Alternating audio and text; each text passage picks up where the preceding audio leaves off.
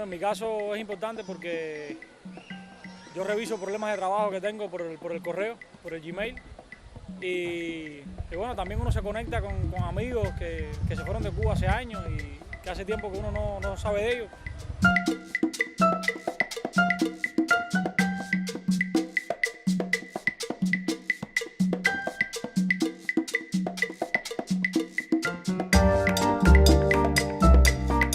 Mira chicos, para mí es caro.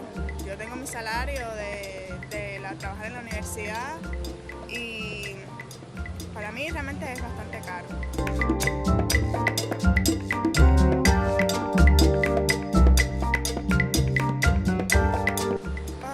Conectarse al principio siempre es un dolor de cabeza. Primero que llegue a conectarse, tiene que tener todas las aplicaciones en su tableta, en su teléfono. Si es una laptop a veces es más complicado y tienen que estar cargando con la laptop. Porque aquí la conexión hay que salir siempre a las calles. Están en dos lugares, están en los parques, la conexión hay que ir al bulevar de la ciudad. Y es un lugar concentrado al que viene todo el mundo. Entonces nos repartimos la conexión entre todos los que están. Y empezar los primeros pasos siempre es muy complicado. Es que uno es analfabeto en internet y tenemos que empezar poco a poco hasta que ya le va cogiendo la vuelta, por supuesto, a esa tecnología.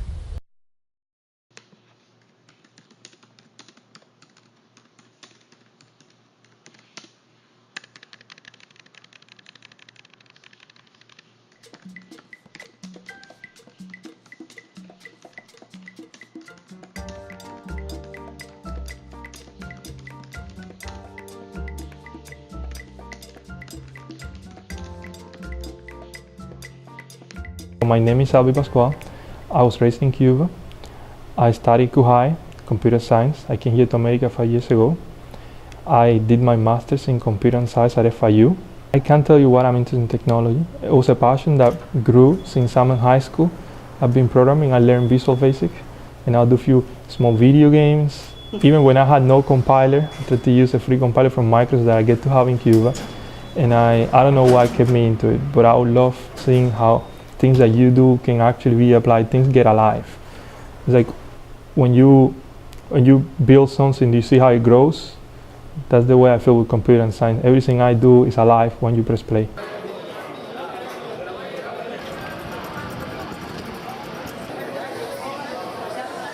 There's a huge chunk that makes Cuba the most unconnected place in the whole hemisphere.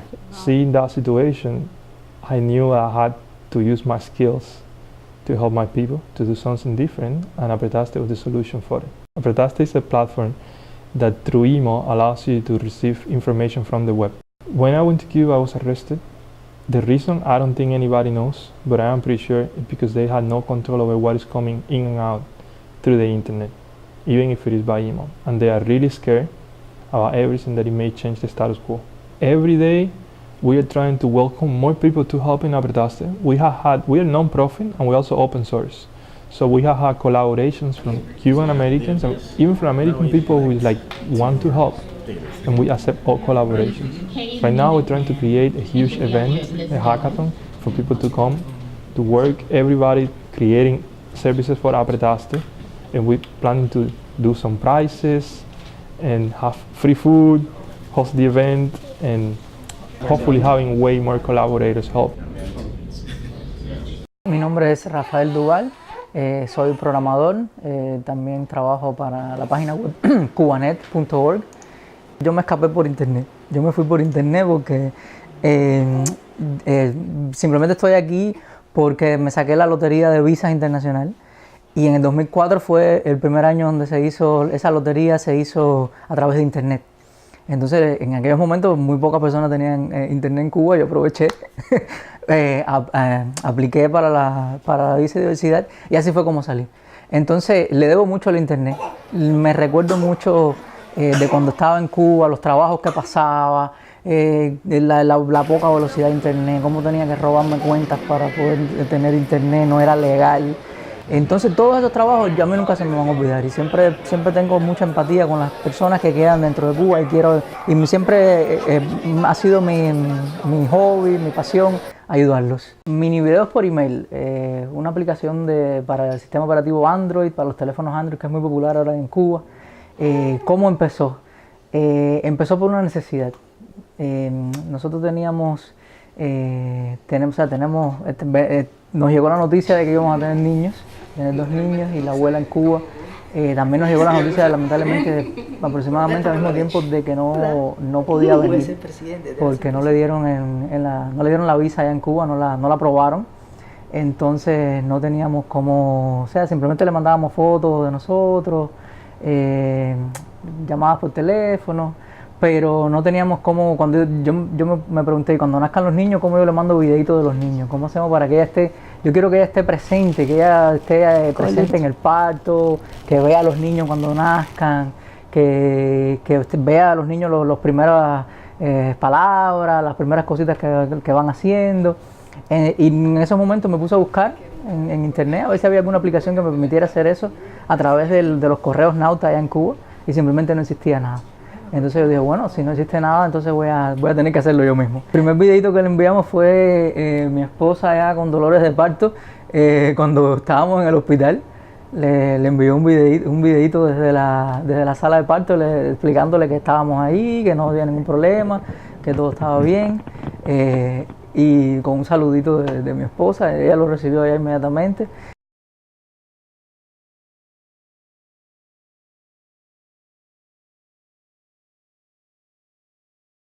So being arrested is never good, never feels nice. I feel like it was unfair, and I felt really powerless. And that feeling of being powerless, being in the hands of people, and you can't be able to control what happened to your life, is an horrible feeling. It lasted 4 months. For me, it felt like 4 years. The reason why I still doing what I'm doing, even pushing harder after my experience, is because I don't believe that people should tell you what to do. Like when you know you're doing something right, you should keep doing it right, and you should fight for what you believe. That's the way I think. And secondary, I think the idea that I'm promoting, it makes sense, it's important. I have a really strong support of all the Cuban community inside and outside Cuba. I think this is exactly what people need, and I can provide it. And if I don't provide what people need because I'm scared or because I'm lazy, that's not the type of life I want to live. Hola. Hola. Hola. Hi. Buenos días. Good morning. Sign in? Yes.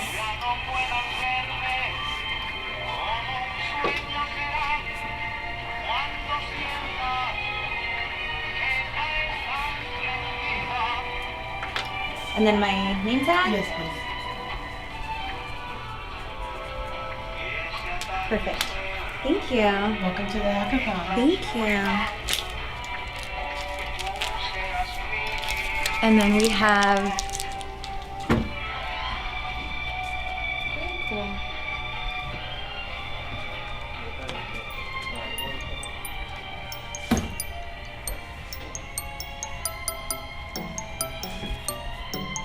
Thank you.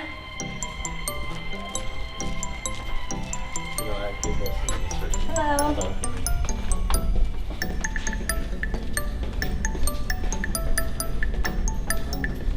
Good morning. Morning. So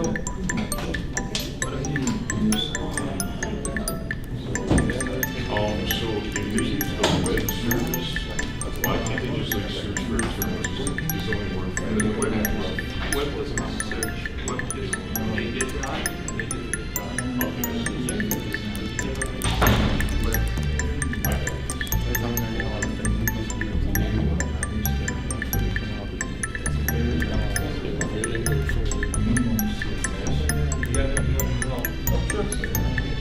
This is the Hey Cuba Twitter account, and anyone can follow it here in the United States. It's at Hey Cuba. But the cool aspect of it is that it's been set up in a fashion where Cubans in Cuba could actually email a tweet, and their tweet is automatically posted on our account. So what we're doing here, everybody's creating teams, is teaming up, and the whole idea is like each team will come up with a new solution that runs over email, giving services in Cuba. Every team is working, it will be working for today and for tomorrow till 4 p.m. And at 4 p.m. tomorrow, we're gonna have a jury here, people will present their applications, and they're going to decide which one is the best one. And the 3 best, we're gonna get prizes. The application that I'm going to build here will work right away in Apetaste, giving services in Cuba, right this moment. And basically, I and the whole team of volunteers or coders are going table by table helping people to build applications, answering questions and doing everything possible so this great event happens. Yeah. Nowtanet is a web browser that is specifically built for people in Cuba to be able to navigate through email on their cell phones, on their smartphones. The website is going to take about a minute to download. The email in Cuba is really slow, so that's why it takes a minute. Then it's going to ask you if you want to verify the responses. You click on it. It's going to give you a preview of how much it's going to cost you in Cuba, and it's going to be very, very compressed. That website, you download it to see the website display on the actual browser, and it's going to show up all of the links from the website. You're going to be able to read all of the news from Martín Noticias, and the navigation is fluid, meaning that you can then click on any of the links that appear on the page, and it's going to do the same process again. It's going to request that page through email, and it's going to get the new page back. It's fluid navigation, and it's very hard to sense. This is the first time we organize an event of this magnitude. I'm extremely happy with the results. Of course, there are things that we can do better, but on overall, I think it was amazing. And the best thing that we could get is like having so many people involved with our mission and wanting to help. And most of them come here and didn't want to win a prize. They just say that they want to learn or they want to help, and they didn't even compete. They just want to help. It was amazing. We had at least 10 applications that we will release today to the Cubans, and those are applications that they asked for. By the way, the one who won the first prize was a team entirely from Cuba. They connected by our chat channel. They were going in and out. I didn't even know what they were building, but they did an amazing job. They not only built the application, but they also set up a server for us to test it, because they kind of preemptively thought, that would be really hard for us to test and to talk to them. And they sent me a huge documentation on everything, how it works, how it should be intended to work. I don't even know who they are yet, but I think I'm looking forward to know more about them. I think they work really hard. They put a lot of work into it. It's an application that helps connecting with the web directly, where you can access to FTP, you can access to RSS, you can search in the web, you can crawl, you can get HTML pages in PDF and plain HTML, really well compressed, well optimized.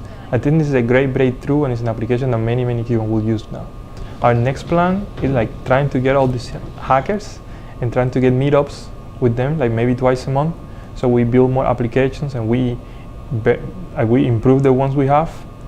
And definitely, at least we want to have this event happening once a year. I think Apretarte is a great project. It is a solution, a practical alternative for Cubans to access the network of networks, and a platform that, in addition to those it already has, can create services and useful applications. It was difficult to participate in the hackathon from Cuba.